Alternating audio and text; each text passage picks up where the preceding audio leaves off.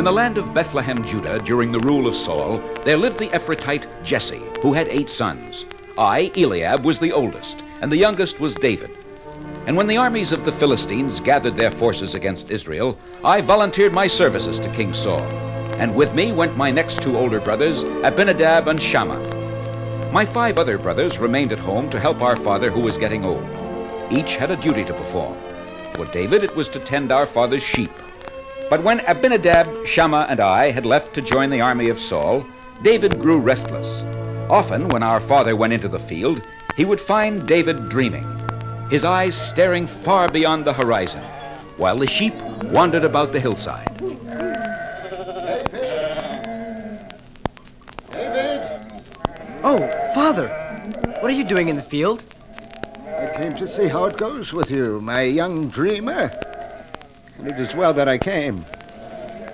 See how the sheep wander. I watched them, Father. They won't go far. We cannot afford to lose us men at war with the Philistines, who play on what we grow. The soldiers of Israel are strong, Father. They will fight to protect their land. Aye, they will fight. But they are greatly outnumbered by the Philistines. Can they defeat so large a force? If the others have the courage of my brothers, they will find a way to defeat the might of the Philistines. Oh, how can one so young as you be so certain? If we are not certain, Father, then we shall be defeated. Father? Yes, my son? I would like to go with my brothers and join the army of Saul.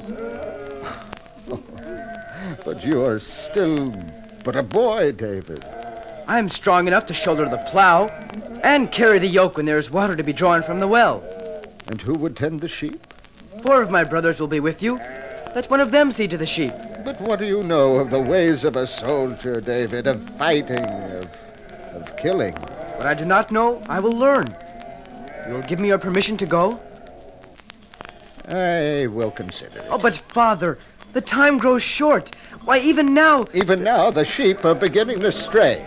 Now, first, my restless one, you will learn to use the shepherd's staff. Then there will be time to use the weapons of a soldier.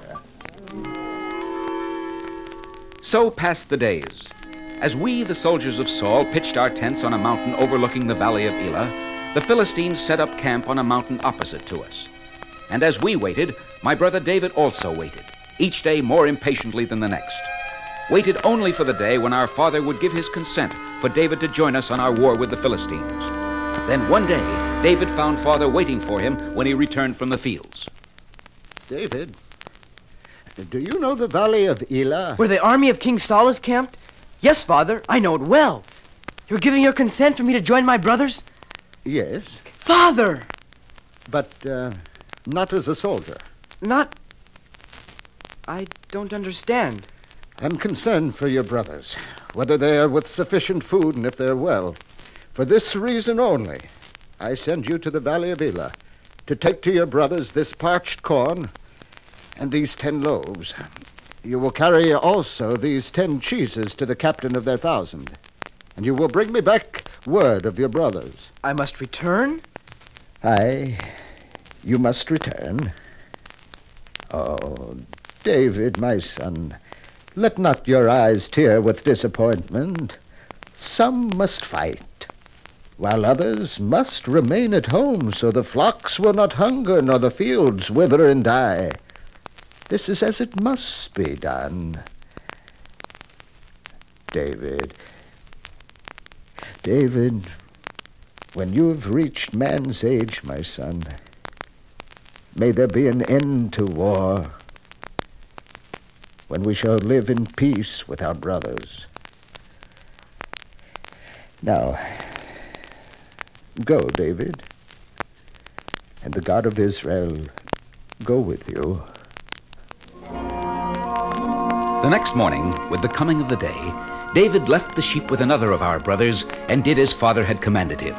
And in time he came to the valley of Elah and our tents on the mountain, on a day when we engaged the Philistines in battle. David went among the wounded in our tents and asked after his brothers. And when he said he was David, son of the Ephrathite of Bethlehem, Judah, they told him that we were in battle with the Philistines. Then David stood on the mountain above the valley of Elah and watched, and his heart ached to be with us. But he remembered his father's words and bided his time. When the fighting had ceased and Saul's 1,000 had returned to their camp to rest and care for their wounded, David went among them, searching for Abinadab and Shammah and me. Then did he hear the murmur of voices and a strange look on the faces of the soldiers as they turned toward the valley below. As David sought to determine the cause for the excitement, one of the soldiers pointed toward the valley, as did the others. David looked where the soldier pointed, and his eyes were filled with astonishment. From the camp of the Philistines strode a giant of a man, the one called Goliath. His height was more than 8 feet, and he had a helmet of brass on his head, and he was dressed in a coat of mail. It was guessed that the weight of the coat was 5,000 shekels of brass, more than 160 pounds. Upon his legs were coverings of brass, and a plate of brass was on his chest.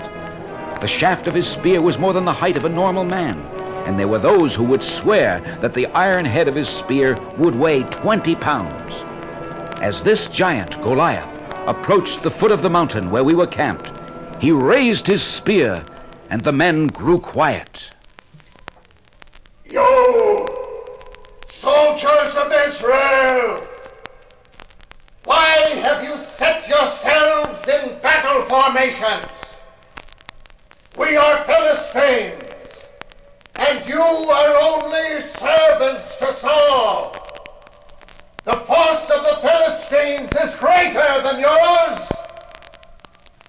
But choose a man from you, let him stand up to me. If he is able to fight me and kill me, then we will be your servants.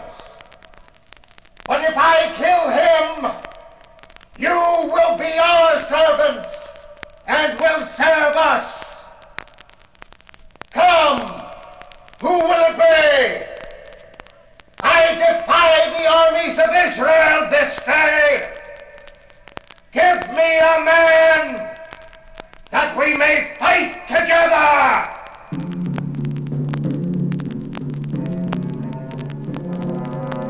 When Goliath, the Philistine of Gath, had spoken, the soldiers of Israel drew back into their camp, and they spoke among themselves, saying, "Have you seen this giant of a Philistine? He's come to defy Israel, and surely the one who fights him and slays him will be rewarded by the king.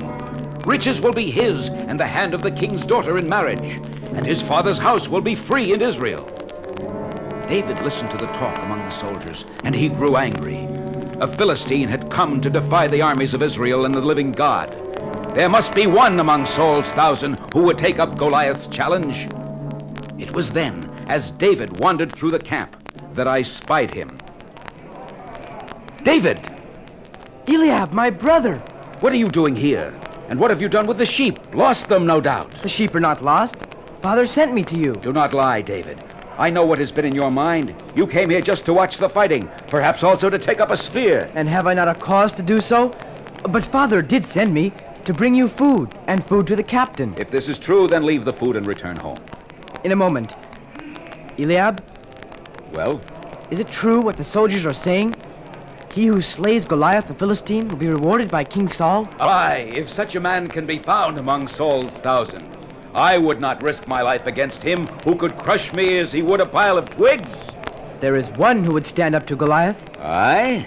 And who is this tower of courage? I. You? You, a herder of sheep, whose beard has not yet been born? You hear? We have a champion among us. One who would defend all Israel against the defiant Goliath. Here, he stands before you. This is he, my brother David.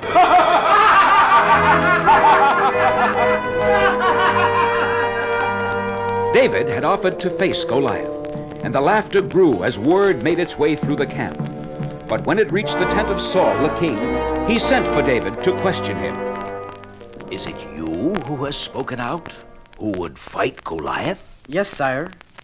You are but a boy. Soon I will no longer be a boy. But you cannot fight the Philistine. You know nothing of fighting, and he has been a soldier before your birth. I have known a kind of fighting, sire. So? I am the keeper of my father's sheep, And one day, as I tended the sheep in the field, a lion and a bear came down upon the flock and seized the lamb. I rushed out and struck the lion which had attacked first, and when he rose up against me, he freed the lamb. Then I seized him by the beard, and with the knife in my belt, I slew him. I killed both the lion and the bear, and Goliath the Philistine I shall also kill, for he has defied the armies of Saul and the living God. The Lord that delivered me from the paw of the lion and the bear will deliver me from the hand of the Philistine. I do not fear him, sire. Perhaps thy courage will destroy him. Then go, David, son of Jesse, and the Lord be with you. Thank you, sire. Here, you will wear this coat of mail and this brass helmet, and you will carry my sword. No, sire. I cannot wear these, for I have not earned them as a soldier. And would you then kill the Philistine with your bare hands? You cannot meet him in combat unprotected. I will be protected, sire, by my sling, and by my faith in the God of Israel. When David left the tent of King Saul, he went down the mountain to a brook which flowed through the plain of Elah. From the brook he chose 5 smooth stones and put them into the shepherd's bag which was slung over his shoulder. Then, armed only with his shepherd's staff, he went forward to meet the Philistine, Goliath. When Goliath saw David approaching with his staff in his hand, it was something he could not believe.